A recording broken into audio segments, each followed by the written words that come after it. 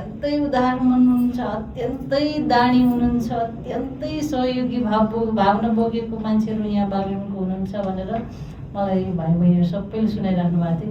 हाम्रो फलाना यो उहाँ त्यतिखेर त्यसरी सहयोग गर्नुभयो, फलाना उसले यस्तरी गर्नुभयो। हामी त यो सहयोग गर्नेहरूको त त्यो प्रमाणपत्र त यसरी बजारमा बाँडे जसरी बाँड्नु परेको थियो, यति धेरै दानीहरू हुनुहुन्थ्यो भन्ने जस्तो नि हामी भ्याइ नभ्याइ थियो नि दिदी, यस्तो के भन्नु र भने नि मलाई धेरै कुराहरू मैले सुन्न पाएँ। धेरै धेरै धन्यवाद हजुर, तपाईँहरूको साँच्चीकै जय होस्, मङ्गल होस्। हामीले सधैँ बाँच्नको निम्ति सास फेरिया छ, जति जरुरी सास फेर्न छ त्यति नै जरुरी हामीले दैनिकी जीवनमा यो सेवा सद्भाव चाहिँ सधैँ व्यवहारमा उतारिराख्नुपर्छ भन्ने ठानेको छु। त्यही अनुरूप मैले भाइ बहिनीहरूसँग मिलेर यो यात्रामा लागेको।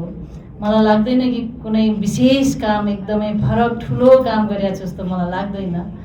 आफ्नो जीवन बाँचुन्जेलीलाई सबैले गर्न खोजेको जस्तै नै मैले पनि जीवन सार्थक कसरी तुल्याउँ, जीवन सफल कसरी तुल्याउँ भन्ने सोचबाट परिचालित भएर हिँडिराखेको छु।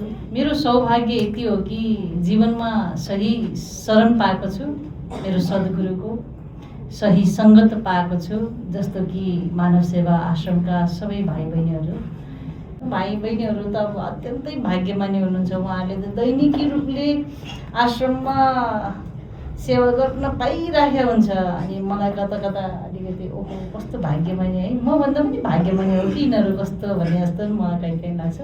त्यसैले म अहिले सेवा यात्रामा अत्यन्तै रमाइराखेको छु। मेरो सौभाग्य हो यो, यसपालि मैले उहाँसँग सहकारी गरेर हिँड्न पाएको तेस्रो चोटि हो। यो सधैँ गर्न पाइराखोस् भन्ने मेरो कामना छ।